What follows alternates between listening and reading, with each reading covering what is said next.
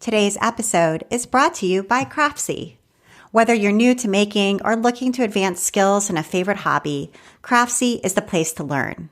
With over 1,500 classes, there's something for everyone, from knitting and sewing to baking and cooking, gardening, embroidery, quilting, and more. Visit Craftsy offers today and get a full year of Craftsy premium membership for just $3.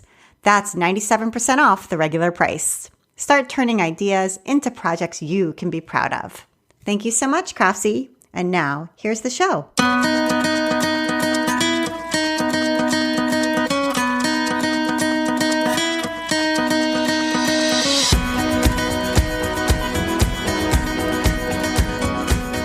Welcome to episode 192 of the Craft Industry Alliance podcast. I'm Abby Glassenberg. Craft Industry Alliance is a community for craft professionals where you can strengthen your creative business, stay up to date on industry news, and build connections within our supportive trade association. Check it out at craftindustryalliance.org. Today on the show, we are talking about sustainable fashion with my guest, Katrina Rodabaugh. Katrina Rodabaugh is an artist, author, and slow fashion advocate. Her work examines social and environmental issues through craft techniques like hand stitching. Since 2013, she's focused on sustainable fashion by using mending, natural dyes, and redesign in her fiber art studio. She teaches classes, designs, and makes goods for her online shop, and writes books, including her newest, Make Thrift Mend. Katrina currently lives in the Hudson Valley of New York with her husband, 2 sons, 9 chickens, a hive of honeybees, and many dye plants. Katrina, welcome. Thank you. Thank you for having me. It's so exciting to talk with you. I have admired your work, your books, your newsletter for many years. So it's great to finally have a chance to sit down and talk. So I would love to, we're going to work our way up to the newest book, but I'd love to kind of back up a little bit and talk about your early years. So where did you grow up? I grew up in Horseheads, New York, which is a small town in Western New York.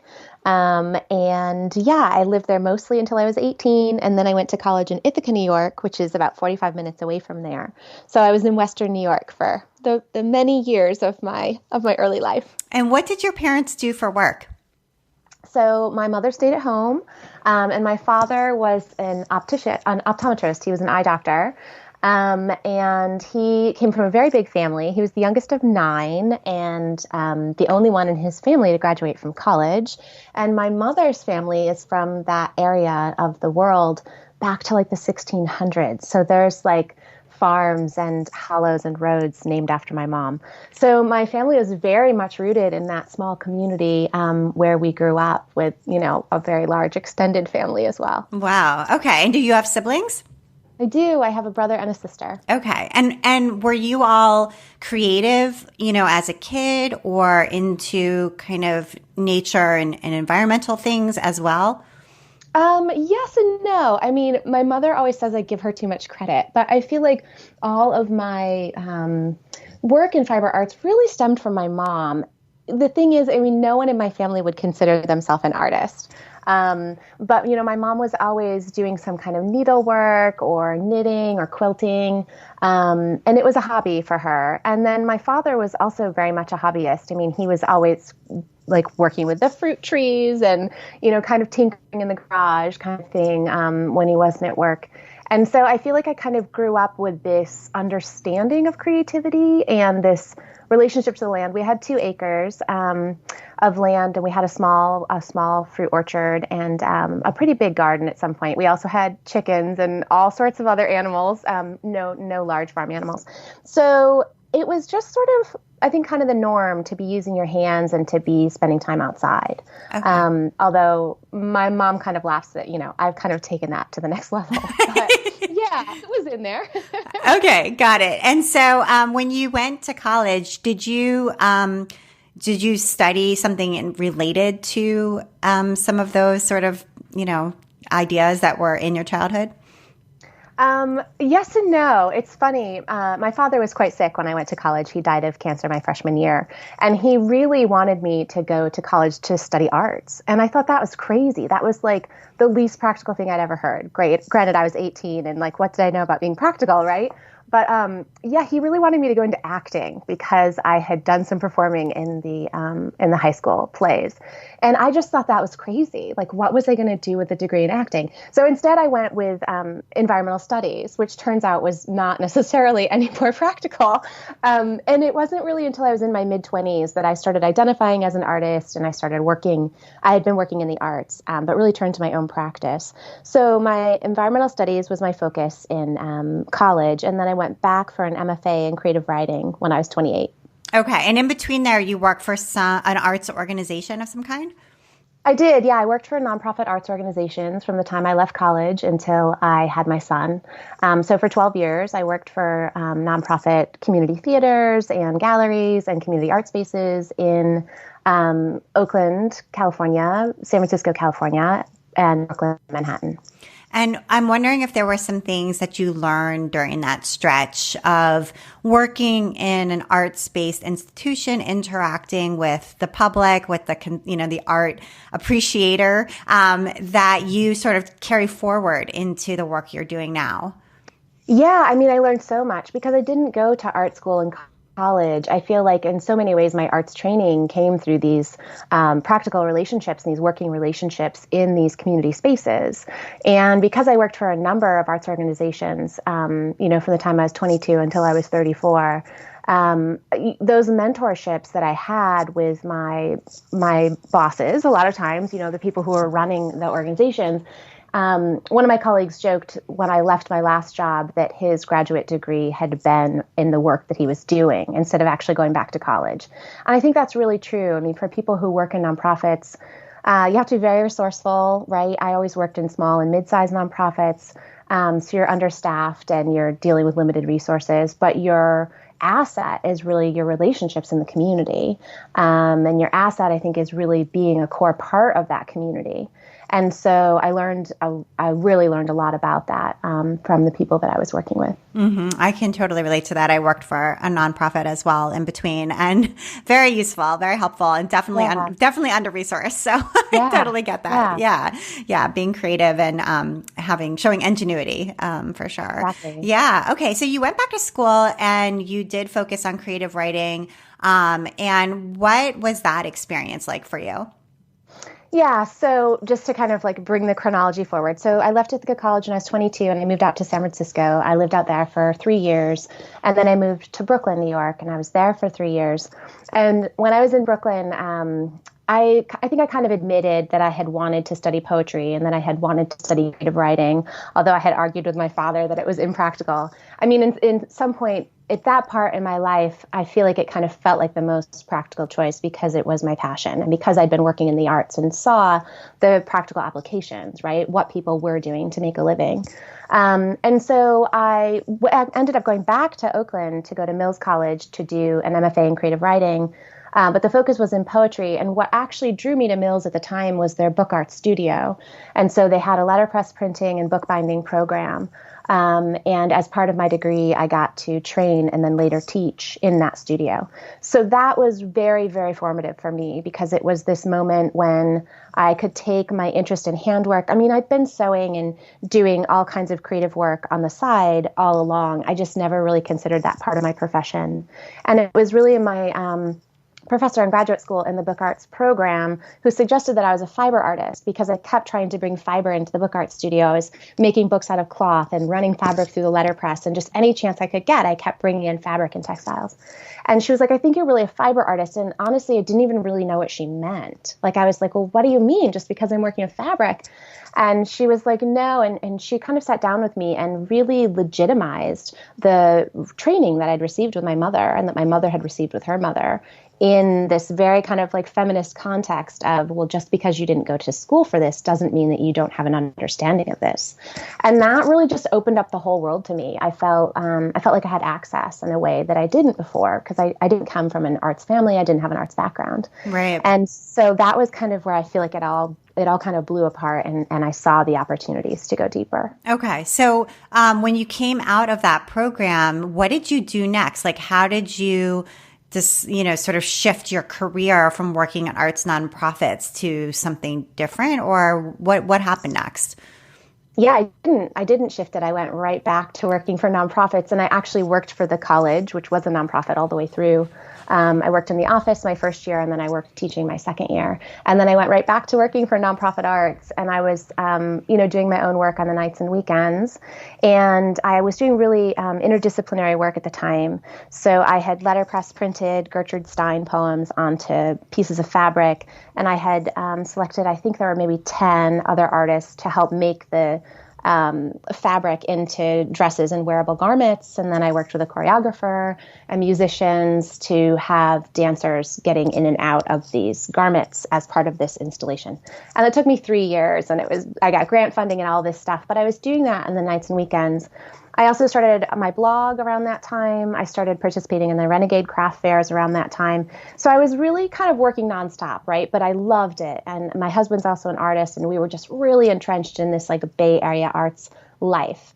And then I got pregnant, right? And I still thought somehow I was going to do all of this. Of course. We all do. We all do. Yes. I had no idea that, my oldest child is 9. And I had no idea that, 10 years later, I'd still be trying to balance what I'm doing. So I ended up actually leaving the nonprofit that I had been working at. And I didn't really have a very good plan. I just knew that I couldn't do all of it. And because I was working at a nonprofit, when I did the math of like having full-time care for him. I was a public school teacher, so I get it. Yeah.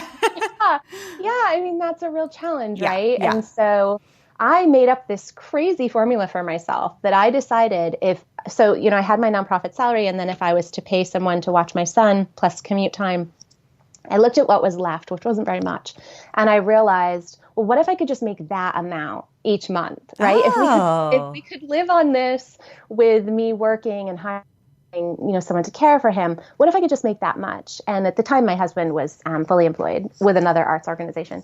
And so he was like, okay, that's kind of crazy, but okay, And so I went for it. And that's what I was doing through the Renegades and through the craft fairs and through my blog and an online shop.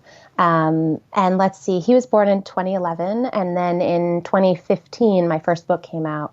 So it was 2013 that I signed the first book deal. Okay. So it was. So was really difficult. What kind of things were you selling? You weren't selling the Gertrude Stein dresses. What were you selling at Renegade, and what were you blogging about at that time? Yeah. So when I left graduate school, I was 30.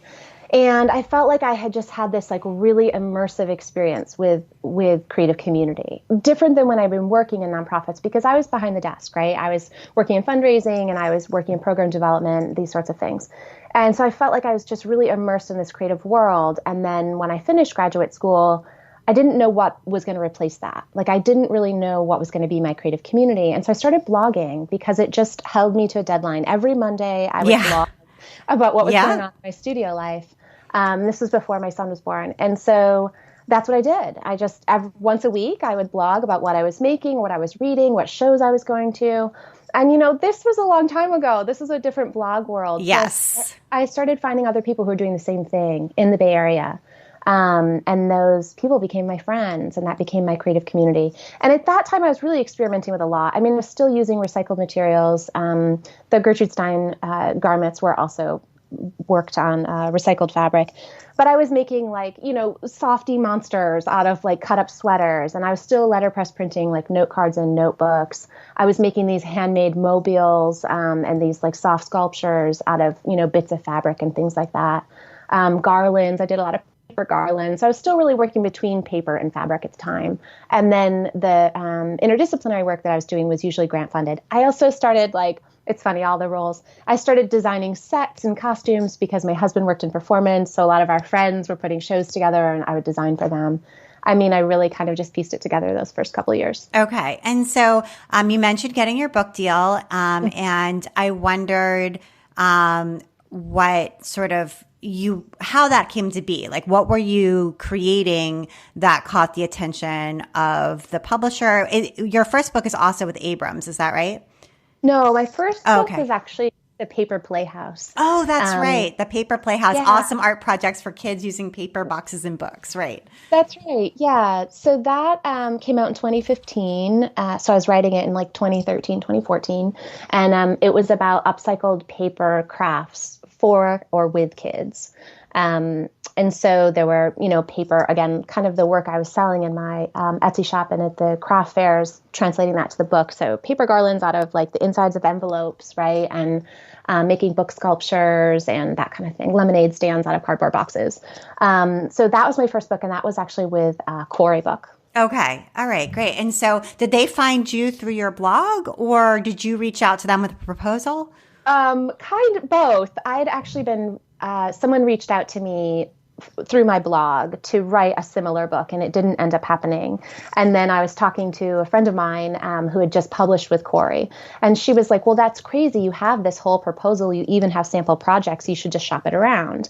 And I was like, why would anybody? I mean, I had such a small following. I had just come out of this very experimental poetry program. I mean, I really didn't understand how the craft publishing world worked. So she talked me into it, and she introduced me to her editor, and I had this proposal and these projects ready to go. And so together we sort of developed the Paper Playhouse. Okay. And so I'm wondering what you learned from that experience that then helped you sort of shape the next book, because it sounds like your next book has done really well. I love it, Mending Matters, and it, for me, like taught me how to mend my jeans and make them pretty. And I totally got it out of the library and loved it. And it's now, I think, in the 7th printing. So I'm wondering, like, after that first book experience, when you said you didn't really know anything about craft publishing, how you kind of, I know for myself too, like after the first book deal, I was like, okay, I see how it's done. So did you have that revelation as well? Yeah, absolutely. I mean, I don't think you can understand. I don't, it's like anything, right? But I didn't have any idea what kind of work was entailed in making a craft book until I made that first one. And I think I also, at the time, I mean, the book came out in January 2015. My second son was born in March 2015, and we moved across the country to a 200-year-old farmhouse in October of 2015. So it was a big year. Yeah. Like a really epic year. And I also really didn't have any idea how to share the book with the world. I didn't really understand, there was no book tour or anything like that. Like I didn't really understand how to do that yet. And I think that I had the experience of the proposal and the writing and the editing in my first book. And then we moved and my life got so uprooted. And it was really in the last 5 years that we've been here that I think I've built a business that has a lot more potential than, than what it was when we left California. And what are the elements of a business that has potential, do you feel like? Oh, gosh. I mean, I guess I probably shouldn't have said that, because it's like every day I'm trying to figure that out, right? But I guess what I mean by that is at this point, I sort of have like 3 parts to my business. I have the online shop still, but I'm not making everything by hand anymore. I have a studio assistant who works with me 5 to 10 hours a week, and she does a lot of the sewing. So we'll design together. She'll sew. We'll bring it back. We'll kind of work out the details. And I can sell my own book at the shop and things like that. But I also teach. And before the pandemic, I was teaching entirely in person. And now I'm just trying to build up, those online classes and then the writing and publishing. So I think at this point, for me, having those 3 different areas has allowed me, I can kind of focus in one, and the other 2 can maybe go a little bit more dormant. And then when that ends, I can kind of shift my focus. And that's kind of what I needed to do. I want to take a minute now to hear from our sponsor, Craftsy. Here is a message from Craftsy. At Craftsy, we know making. Whether you are new to the handmade life or looking to advance your skills, we have classes for all maker levels and interests, from knitting and sewing to quilting and embroidery, cooking, baking, paper crafts, and more. Craftsy's instructors guide and encourage you, empowering you to turn ideas into realities. And they have an exclusive offer for Craft Industry Alliance podcast listeners. Right now, you can get a whole year of their premium membership for only $3. Visit craftseyoffers.com to sign up, and the discount will be automatically applied at checkout. For only $3, you'll get a full year of access to over 1,500 premium full-length classes. It can be challenging to know where to go to learn new things, especially when you're an absolute beginner. Craftsy's instructors help build strong foundations as they teach, setting you up for success and helping you fix mistakes as you go. Their enthusiasm and strong teaching style make learning accessible to all. If you're an experienced maker and looking for new challenges and fresh projects, Craftsy is for you too. From perfecting your fondant skills to tackling complex stitches, from eye-catching garden design to next steps in sourdough, Craftsy has advanced classes in all crafts from instructors who are experts in their field. With over 1,500 classes, including downloadable patterns and recipes, Craftsy has a class and a craft for everyone. Visit CraftsyOffers.com today and get a year of Craftsy premium membership for just $3. That's 97% off the regular price. Start turning ideas into projects you can be proud of. Get this exclusive offer at CraftsyOffers.com. Thank you so much, Craftsy. And now back to my conversation with Katrina. And it sounds like you heard an interview on Fresh Air, maybe about with Elizabeth Klein, who wrote Overdressed. Yeah. And that interview sort of clinched something in you that made you sort of shift from kind of book arts, interdisciplinary, that sort of stuff, to really working on sustainable fashion. Yeah, absolutely. So, the Rana Plaza factory in Dhaka, Bangladesh collapsed on April 24th, 2013. And I started my project Make Thrift Mend in August 2013. And so I'm going to say I probably heard Elizabeth's interview maybe like around, I can't remember exactly, I would say maybe around May. It was very recent after the factory collapse had happened. And for me, it was three things. It was the factory collapse was really this huge shocking moment to me. And maybe it shouldn't have been so shocking, but I was so ill-informed. I really had no idea the working conditions that people were having to endure to be part of these fashion factories. So the fact that it collapsed, it was a structural failure. That was just... it still is. It's kind of unbelievable. It's not, because we know that's what's happening, right? But it's almost unimaginable that people can be working under those conditions. So that was a huge, huge moment for me. And I think also understanding my own understanding how I was part of that system, right? By buying clothes that were part of fast fashion, by just being blind to it, by not educating myself. And then I also read a blog post by Natalie Channon, who runs Alabama Channon, who's been really leading the way in sustainable fashion for a long time. And she, if I'm remembering correctly in this blog post, she wrote to, I think, other designers during New York Fashion Week, asking them to consider sustainability. And it felt like this big moment, just like, what a powerful thing to do, right? To ask your colleagues to be more responsible. And I also heard Elizabeth's interview. So for me, it was those three things that they kind of just intersected at the right moment for me, where I thought, oh my gosh, I did have a background in environmental studies, in college. And then I'd worked in these arts organizations, and I was always like trying to get our offices to recycle, right? And I was like, trying to shop at the farmer's market as much as I could. And in my personal life, with the means that I had, I was trying to be as sustainable as possible, but I really hadn't considered fashion at all. I would shop secondhand sometimes, but I didn't really consider the fibers or the labor or the ethics of the companies. So yeah, it was a huge moment for me. A lot changed. And you created this project for yourself, or I guess it was like almost like a challenge for yourself. And I've heard other people do this as well, where, you aren't going to buy new clothes for a period of time. So talk a little bit about how you structured that, what it was called, and how you kept yourself accountable, any challenges you encountered that first year. Yeah, well, again, because I was embedded in this kind of arts community in San Francisco, I really started the project for what's called like a social practice project. So I really started the project as what would be a personal project for me, where I wouldn't necessarily have a final product, but the experience and the engagement of the project, how it would change my life, how to interact with the people around me, would be the art project itself.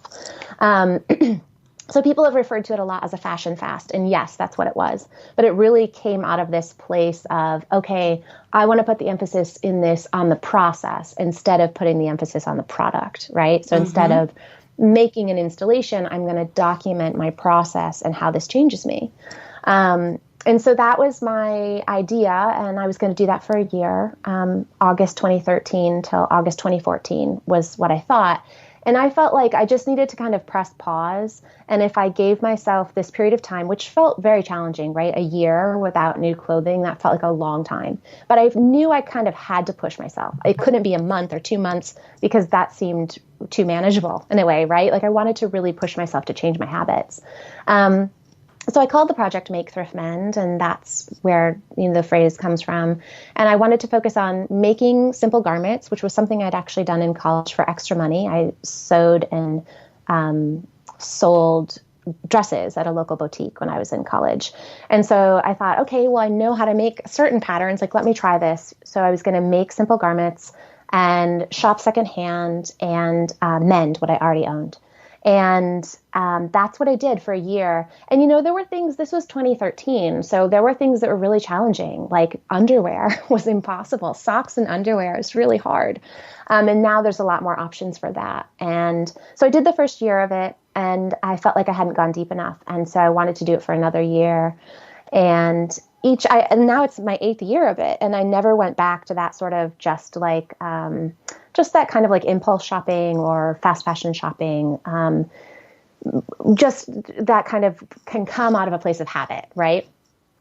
For 1 year, I decided that I would buy clothes if they were made by like a local maker or an independent maker, right? And then for another year, I decided I would buy new clothes if they were biodegradable. And then again, I would buy new clothes if they were sustainably or ethically made. And so basically, like each time I ran into a roadblock, or like a stop, I realized that that was an opportunity for me to find a new solution. So I had 2 pregnancies, right? My second child was born in 2015. Like I desperately needed new underwear. And I thought, well, this is ridiculous. I can't just not buy them. That doesn't make sense either. So then I had to figure out how to buy underwear sustainably, right? Because I didn't want to buy them secondhand. So I felt like after each year, there was kind of this new understanding, and really it allowed me to better connect with what other people's challenges were too. Because it's not practical to not buy new clothing ever again, nor is it practical for a lot of people to only buy what would be like, quote, sustainable clothing. So I think that kind of, it just kept opening up the doors for me. And 1 year I turned to making again because I missed it, to trying to make my studio materials as sustainable as possible, which is actually one of the more challenging parts. And in the midst of that, we moved from California to upstate New York. So then I encountered like different climates, right? Because I was in this very mild climate of Oakland, California. And then we moved here and suddenly it's 90 degrees in the summer and, 10 degrees in the winter. So I had to figure that out too. And so how are you documenting this? Was this still through the blog? It was through the blog for a long time. I actually just built a new website. And in doing that, I actually took my blog down because I think my last post was I had posted once a year in 2018, 2017. So yeah, for a long time it was on the blog. And I can't remember when I stopped blogging, but when we moved here in 2015, the blog didn't really feel like it was as big a part of my life anymore. And then at that point, I was kind of moving over to Instagram.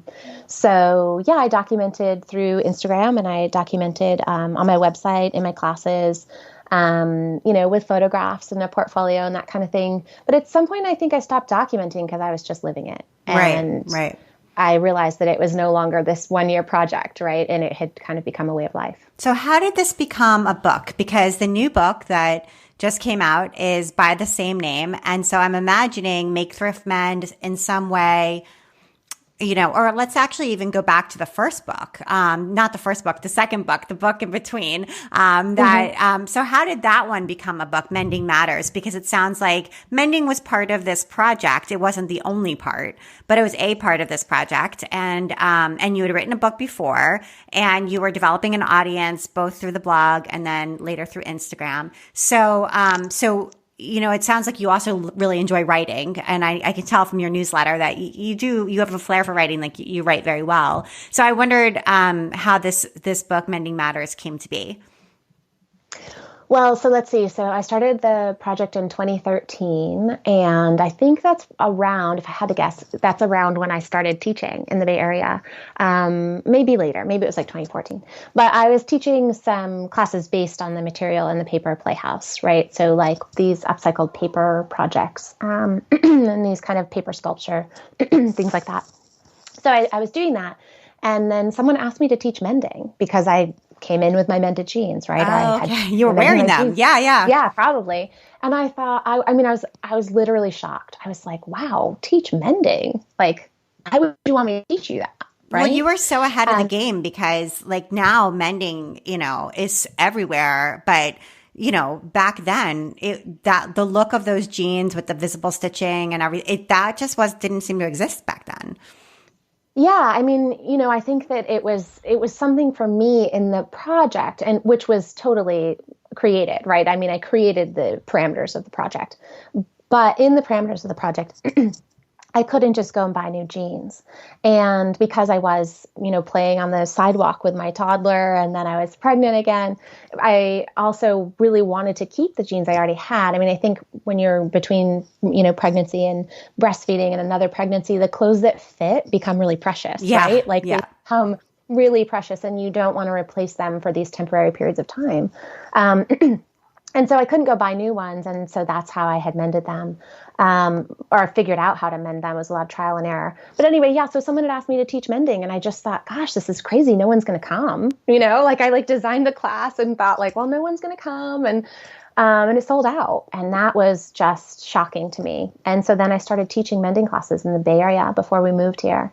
So then I started teaching a lot. Then I started being asked to teach all over the country, and I had young children, and I moved to this rural place. So traveling wasn't necessarily something that was easy for me anymore, right? I couldn't just hop on the plane at an international airport and be gone for, a period of time without securing childcare.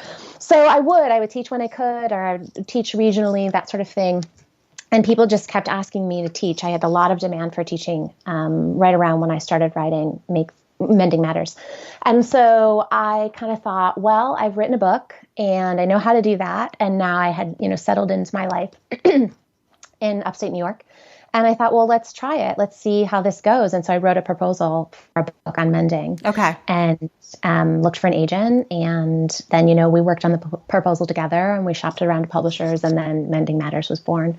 So yeah, I knew I wanted to write that book. And part of the reason I wanted to write that book was because I didn't have the opportunity for unlimited travel. Certainly not everyone could travel to me that wanted to come to my workshops. I wasn't teaching online at the moment. And I thought, gosh, I just want to have a tool to send to people. That was my vision. Right. I just wanted to almost like a curriculum or something that could go in your stead. Almost. Yeah, exactly. Like something I just put in the mail. Right. And so then I thought, well, let's try a book. Yeah. And it totally served that purpose for me as a consumer who is like, I have these awesome jeans that I absolutely love with a huge hole in them that's only going to get worse. And and so I think that totally worked. Okay. So and that book has done really, really well. And what's funny, I was just looking at some statistics that over the course of the pandemic, approximately 30% of Americans participated in sewing or clothing repairs, which I thought was really interesting. Yeah. So, I'm glad to see that, number one, but also I feel like you were really ahead of your time. And people were catching on, wanting to take these classes. And, but there's a lot of mending books out there now. And I feel like yours really kind of paved the way. Well, thank you. Yeah. I think it was this moment. Tom of Holland had the Visible Mending program. He's in the UK, and he was doing darning on sweaters and visible darning, high contrast darning. And Celia Pym, I think she's also in the UK. She was maybe around that time too. So they were some of the first folks that I saw using it as this very visible high contrast form.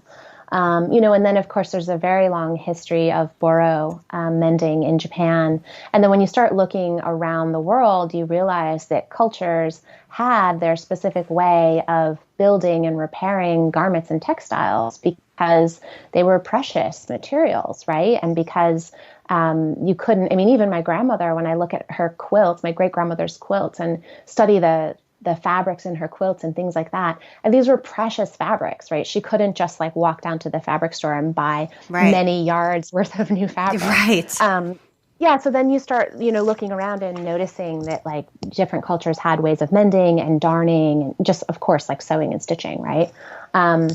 So it actually has like this very long history. But what I look at is how fast fashion altered that history. And there's some debate around that, but most people would agree that fast fashion really came into being in like the late 90s or early 2000s. So it's really only like 20 years that we've been in this industry. And the 20 years before that were also obviously really formative. But if you look like before 1980, definitely even before 1990, the way that we purchased and consumed and cast off clothing has changed so much in the last 20, 30 years. There's really disturbing statistics about like how much clothing consumption has gone up, and now there's something called ultra fast fashion. But like the amount of clothing that Americans buy in a year, that number has gone up hugely since the time you're talking about. Oh yeah, it's crazy. I can even think about that in my lifetime, right? I can remember like going to the mall in the 80s and early 90s and like, for back to school shopping. Right. And your mom would buy you like 2 pairs of jeans and 2 shirts and that was it. Yeah. That was it. You got like 2 pair of jeans and 2 shirts and maybe a sweatshirt. Right. Yeah. And like, that was it. And it was just a different way of shopping. And, and there's a lot of interesting research on that too. The way the stores were arranged, like I can remember walking into certain stores in the mall and I knew where the jeans section was and I knew where the sweater section was, right? And that's because it didn't change over all the time. Whereas now the clothes are moving around the store. I think it's something like every 1 to 2 weeks so that it feels like a new experience every time you walk in. Yeah. And in the like ultra fast fashion, it's more swift than that. It's like 2 times a week. It's insane. Yeah. It's just dizzying, right? I think it's like, there's something about that that's dizzying. And I think that there's also when you step back and consider, well, wait a minute, like how can this company be producing this many articles of clothing and then only selling a certain percentage of them? Like, and then you really, I think, start to see into like, what are people being paid to make these garments? And then you realize things like the Rana Plaza, right? And if they're only being paid this tiny amount of money, then what are the conditions like in which they're working under? Plus, and so then the clothes are so cheap that you then discard them right away. And then there's huge amounts of discarded clothing as well. Right. Yeah. And the discarded clothing, that's another incredibly challenging situation, right? That's also just there's so much work to be done around our consumption and also around our production. Yeah, totally. And I think mending is a huge solution to this, but you also do like over dyeing clothes. So taking a whole garment that maybe you find secondhand or maybe you've had for years in your wardrobe and is a little bit worn out now as far as like stains or something like that. And so talk a little bit about that process of over dyeing, because I think that's something that people, they go right to mending, but that's another option. Yeah. So when I was, again, like started my project, I very quickly refined what I was buying secondhand because I was introduced to plant dyes and natural dyes. And so I realized that if I was looking for fibers that were plant-based or animal-based, so cotton, linen, hemp, silk, wool, that were light colors, they didn't have to be white, they could be light yellow, light green, and I'd over dye them or dye them with plant material that I could forage, from Oakland, from where we lived. And that was just this huge eye-opening opportunity for me because I realized, oh my gosh, wait a minute, this can also become a creative practice, right? Like this can become this process of redesign and dyeing. So that was huge. And I think in some ways mending matters with the book coming out and I was teaching a lot of mending workshops, it's also a lot easier to travel with mending tools than it is with dyeing tools, right? Because dyeing tools are like pots and spoons and like it's just a lot of volume. So I really had focused on the mending at some point around Mending Matters and around that traveling. But the natural dyeing, I feel like, has always been kind of like, I don't know, it's so meaningful and enjoyable to me, particularly now that I can grow the dye plants in my garden, forage where I live, or, take scraps from the kitchen and turn them into these creations. And I also think redesign, there's a lot of opportunity with like patchwork and existing textiles and vintage things too. But anyway, yeah, so then the dyeing became part of the process. And what I loved about that is then, like, let's say I found a secondhand linen top that was light colored. I could wear it light colored for a while, right? And then I could dye it with a plant material. And then I could dye it again to get a different color. And so then I also felt like there was this ongoing relationship to the garment that could really extend over time. So that even reduced its fast fashion potential even farther, right? Because I could wear it light colored, then I could wear it with the first round of dyeing, then the second round of dyeing, then maybe eventually it would need some patches or, it kind of just, then it had this life. Yeah, that's super exciting. And the potential there is huge and really creative, puts you in a creative position in relationship to your clothing in a way that certainly fast fashion doesn't. So, that's right. Yeah, that's super cool. So, okay. So did you pitch the third book, the new one, right afterward, or did you have like a 2-book deal? How did this work? So so we pitched Mending Matters. I had, worked with an agent and we solicited publishers. And so let's see, I have to get my math right. So Mending Matters came out in October 2018. Yes. And so then fall 2019, is that right? Yes, I think so. My editor came back to me and said, we'd like to do another book. What ideas do you have? Oh, I see. And yeah, so we kind of tossed around ideas and I said, I had a few ideas, but I thought, well, this Mending Matters really only shares one part of this project. As I said, kind of took this narrow view on mending, but there's the dyeing and there's the redesign and there's just kind of the reframing for me. I think in a lot of ways that was the most impactful, was just reframing my relationship to fashion, reframing my relationship to the clothing I already had and the clothing I was bringing in. And how could it be part of my fiber arts practice? How could it be part of my sustainable living, lifestyle? How could it really feel integrated instead of just like this thing that existed because I liked clothes and I needed to wear them?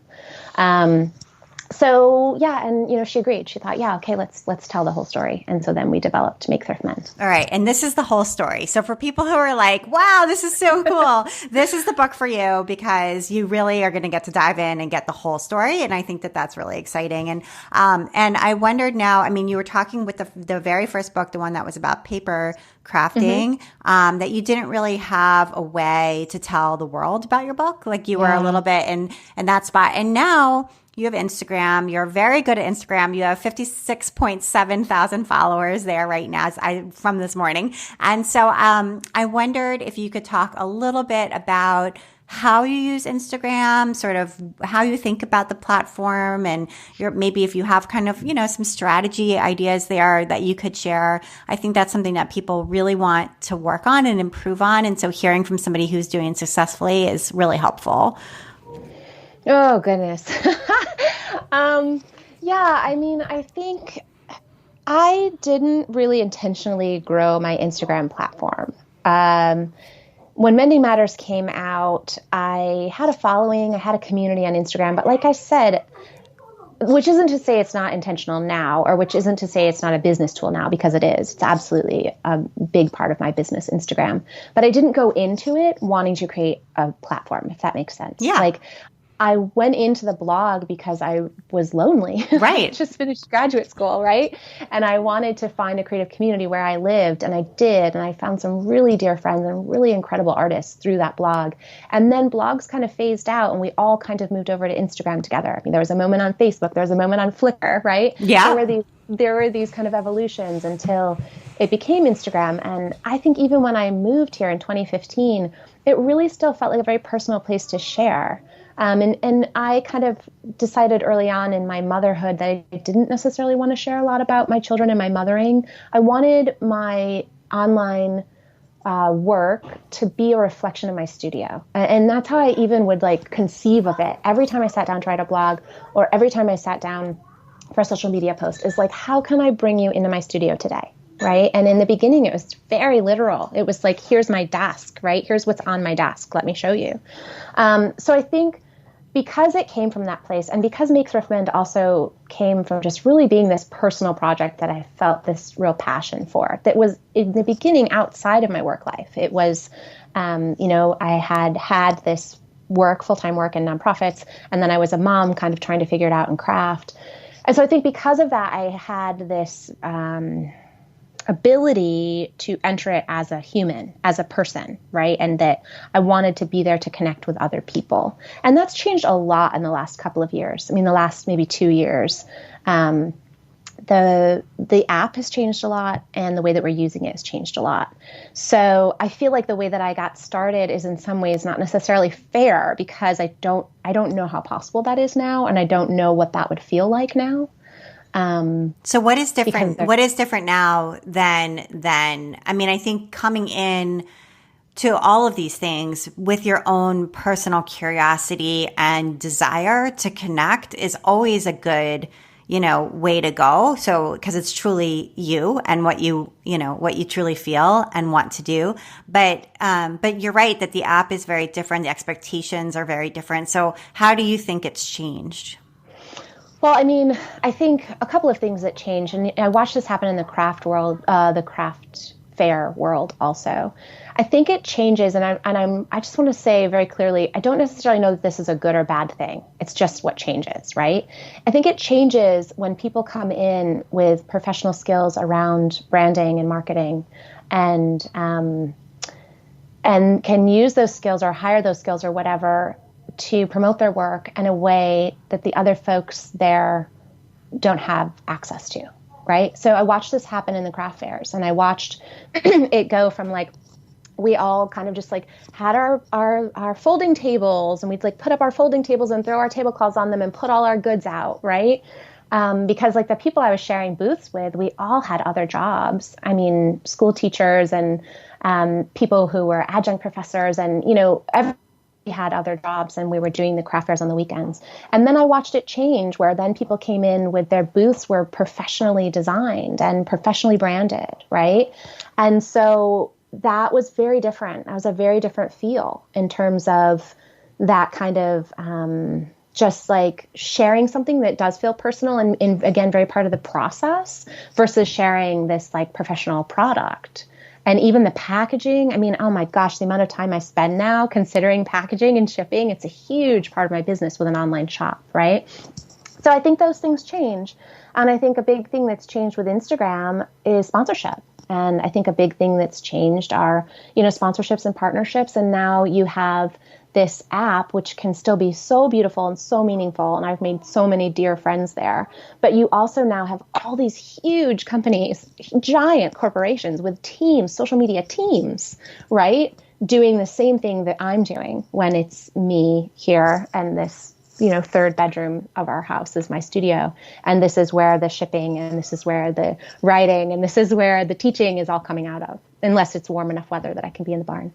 So, I think it's a very different playing field. And how did you decide what to sell in your shop and what is in there now? Because what you've sold, I mean, you've been selling things, craft things you've made for years. It sounds like even in college. And there's an evolution there to kind of what the physical product is. Obviously you can sell your books, which is great. But as far as the other products that are there, talk a little bit about that evolution. Yeah. So I closed the shop for many years. Kind of between, I say I had an early retirement from the craft fair world. And then I had my online shop, and I can't remember exactly when I closed it and exactly when I reopened it, but it was a few years. And it was kind of in that time of having my second child and moving across the country, where I just thought there's no way I can like set up the shipping around this, I just didn't have the I just didn't have the tools or the organization to just like have all the packaging ready and all the labeling ready and all that. So when I reopened it, I'm going to say 3 years ago, I reopened it. And maybe 4, I reopened it with a subscription kit program. And at the time, my husband had been laid off and we were in this new place and we really needed the money. And so I thought, okay, what can I sell? Just like, what can I sell online that feels like it's aligned with my sustainable values and like it makes sense in the work that I'm doing with sustainable fashion? And I thought, well, let's try some kits. And so I did these craft kits. It was a subscription kit program where you'd subscribe for 3 months, kind of based on like a CSA, like the farm model, right, of the community supported agriculture, where you would prepay ahead of time. So you would pay for 3 months worth of the subscription, and I would send you a different kit each month. And I would do all the prep work in terms of like sourcing the materials and washing and ironing and cutting the materials and packaging the materials. And I would send a little booklet that was like how to make the project, which was kind of taken from my classes. So there was a pin cushion, there was like trivet, and I think the other one was mending, like a patch for jeans kind of thing. And so I did that, and I did that for a year, and it was just a tremendous amount of labor. It was so much work just to wash everything, iron everything, cut everything, package everything, ship everything. And so then I thought, okay, and that's when I actually brought on my assistant because I just couldn't physically get everything done that I needed to get done each week. I had very limited childcare. My kids were little, and there just wasn't enough hours. So she just came in to sort of help with that. And then I thought, okay, when I go to teach, people are always asking me which tools did I use and which materials did I use. And so then we developed mending kits to share, with people, again, who maybe weren't coming to class. And so we did that for a while. And then really in the last year, I've kind of taken a step back and thought, how can this be a little bit more fun, right? Like, I'm not a manufacturer. It's me and my assistant 5 to 10 hours a week. Like, what can we do that also just feels like it's full of life and it's joyful and it's creative and expressive? Because I do have a background in the arts. That's still really important to me. That I feel like I'm learning something about the world and about myself through what I'm making. Oh, yeah. That is super important. What a great, that's a great approach to sort of, sometimes when things become drudgery, you don't even realize it. Yeah, exactly. So that's kind of, we call this our year of experiments. And that was because when the pandemic happened and both of my children were suddenly remote schooling, and they're still remote schooling a year later, I thought, you know what, all these systems I've put into place, like 75% of them don't make sense anymore, like 75%, right? And so the only way that I can approach this is by experimenting, is by just giving myself permission to fail and giving myself permission to try again. And also being willing to make like tiny batches of things, like 10 or 12, because even sometimes 40 and 50 felt like too much for us. So that's kind of where I'm at now. Okay, so there's still mending focus, correct? But there are small batches of and there's still kits, correct? Well, I mean, like, it's kind of morphing. I feel like we're in this period of evolution. I was doing mostly mending kits, and then we did a darning kit, where I partnered with a local farm and to get the wool, and a local mill to have it spun into yarn. And then we plant dyed all of the yarn here in my studio. My husband made wood darning eggs, and we made darning kits. And then again, it's like everything I create, I joke that it's like the curse of the artist, right? I'm so focused on the materials and the construction and the craftsmanship that I don't take into account like the incredible amount of labor to finish the kit. I want it to be beautiful and meaningful, but it's not always sustainable from a labor standpoint. So we stopped making those because it was like taking my husband hours and hours to make these darning eggs. That's on the nights and weekends. And so I still have some of that to do. But like right now, for example, I have a materials box coming out, which is meant to support Make Thrift Mend. So there's no kit, there's no bag or pouch or a tote to it. It's just the materials. And we have a special edition of mending kits coming out for Make Thrift Mend. But then we're working on another tote bag because we just did our first tote bag. We're going to work on some naturally dyed scarves. So I think it's kind of in this place of morphing. Yes, there will be kits, but we're kind of playing with some very small batch accessories too. And I think this is where you play to your strength, which is to say, you were talking earlier about being on Instagram, among peers who are giant corporations with huge teams and huge budgets. And you're trying to do the same thing with just you and maybe your assistant, in your barn. And so, what plays to your strength is being able to make these small batch, unique, can't get it anywhere else, made by an expert, supply kits and material kits and things like that. Because these giant corporations, it's got to scale and they have to source it in China and all the rest. And so, that I feel like is the way to set yourself apart. Yeah, I think so. I mean, it's funny. I kind of think sometimes like I'm a Capricorn. I'm very practical. I'm very organized. I'm also, an artist and I'm creative, but I think like, well, if this is a 10-year plan, what does that look like? And then I just have to like shake my head because I don't think I have a 10-year plan, and I think I'd really like to have a 10-year plan, but I don't have that yet. And so I think that's also this moment that I've watched so many of my peers go through where we try really hard to give it everything. We try to make these passions and these hobbies into full-time work. And certainly it's enough work to do full-time, but is it enough to support you and your family like a full-time job? And I don't really have an answer to that. Yeah. I think that right now I'm just in it, and it's a pandemic, and I have a 6-year-old and a 9-year-old and a book coming out and an amazing assistant. I'm grateful for all of that, but it's very much month to month. And I wonder when it will get to the point where I could have a 3 or 5 year plan. Mm-hmm. Yeah, I think that's honest and important to talk about for sure. Yeah. And so I'm wondering if there's anything else we missed that's important to talk about before we get to your recommendations. Anything else that you want to talk through? I don't think so. I mean, I think the last thing that I always try to remind people is that like I've been focused on sustainable fashion for 8 years. Like my closet did not just turn over 1 month, like I still have things that I wear from before when I started Make Thrift Mend. And it just really is a really and I had, my undergraduate work was in sustainability.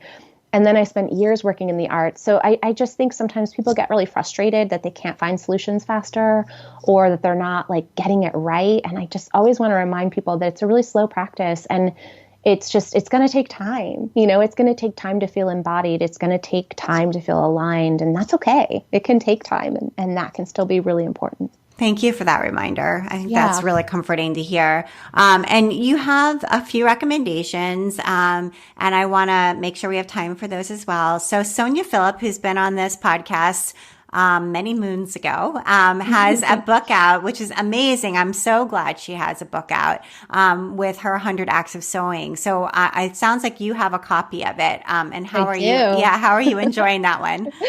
Well, I love Sonia. I mean, she was one of the friends who I met, not through blogging, actually through a craft fair in the Bay Area. And we're part of the same group of friends. And I just adore her as a person and as a maker. And she's also a poet, which is a funny thing that we share.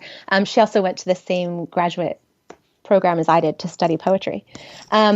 So yeah, her book is beautiful. It's called The Act of Sewing: How to Make and Modify Clothes to Wear Every Day. And it's, again, not dissimilar to mine. It's this project that she undertook, right, 100 Acts of Sewing, to, again, change her own process and her own practice, her own creative practice, by making clothing, making 100 dresses, I think it was, in that first year. And then that project has evolved for her into having sewing patterns, designed sewing patterns that she sells, into teaching. And now she has her first book. So we get to share in her project and in her philosophy, but also in her pattern making and her designs through the book. And it's so pretty, and it's like lots of bright colors like Sonia's always wearing. And it feels like a treasure. Yeah, I think getting both your book and her book together, it's so synchronous that they came out, together. And I feel like that would be such a good duo or gift for somebody too. Yeah, we were excited about that. We're actually doing an event together, a virtual event with A Verb for Keeping Warm on May 8th, where we're going to do a little book event together. Oh, that's great. About. Yeah. So we've had Christine on the show too. So that's all coming together. That's awesome. Yeah. That's great. And then you also have a website that I've seen you link to several times in your newsletter called Intersectional Environmentalist. And I wondered if you could tell us a little bit about what that's about. Yeah, it's an amazing website. So I feel like if people haven't been there, they should go look. And it's changed a lot. The site has actually changed. But it's just this really beautiful website. And I follow their Instagram account also, considering how intersectional environmentalism can be, right? So looking at systems of oppression, looking at racism, colonialism, looking at these different like systemic oppressions and that we are living inside of and under, and how can we apply that thinking to environmentalism, and how can we also have leaders who are using anti-racism and social justice work as part of their environmental work. And I haven't been on the website. I just looked at it very quickly. It looks like the design of the website has changed, but there's all sorts of links and things, to different authors and speakers and educators through that website. And I find their Instagram to just be so informative and inspiring. So I highly recommend it. Yeah. It sounds like following them on Instagram would be a good way to get started, understanding their content, and then you can go deeper. Mm-hmm. Yeah, that's super. And so I wondered, how is virtual school going and being home with your kids this year, and how that's impacted your life? I mean, it's been such a hard year for that. Yeah, it's been really hard. It's just been really hard. And I don't really think there's any other way to put it. We are going to actually start homeschooling my oldest son starting on Monday because the virtual school has been really, really difficult for him. And so we've been working with they both go to public school. So we've been working with his school teacher and some of the administrators there to create a plan just for the last quarter. I'm just really hopeful that my kids get to go back to school next fall. So we'll see. I mean, we take it sort of week by week. My husband is also able to work from home, so we split the childcare and the work hours. We're both working part-time, which is not enough, but we make do. We work on the nights or weekends when we need to.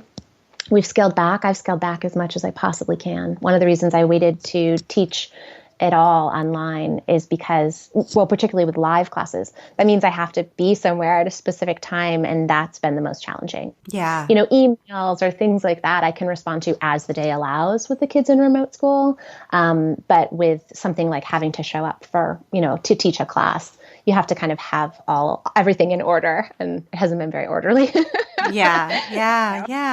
I think I think that's impacted so many of us, and I think it's good to hear like your honest appraisal of how it's been going. And I think it's helpful to know that you're not alone out there trying to balance it all. So, well, Katrina, this has been really inspiring. Thank you so much for taking the time to be on the Craft Industry Alliance podcast. Thanks for having me, Abby. I appreciate it. And you've been listening to the Craft Industry Alliance podcast. I'm Abby Glassenberg. Today's episode was brought to you by Craftsy. Whether you're new to making or looking to advance skills in a favorite hobby, Craftsy is the place to learn. With over 1,500 classes, there's something for everyone, from knitting and sewing to baking and cooking, gardening, embroidery, quilting, and more. Visit CraftsyOffers.com today and get a full year of Craftsy premium membership for just $3. That's 97% off the regular price. Start turning your ideas into projects you can be proud of. Thank you so much, Craftsy. Craft Industry Alliance is a community for craft professionals. And when you become a member of Craft Industry Alliance, you get in-depth coverage of craft industry news, the opportunity to connect with fellow professionals for advice and support, and access to an educational library filled with ideas, tools, and resources to help you as you build your business. Join us at craftindustryalliance.org. Thank you so much, and I'll see you next time.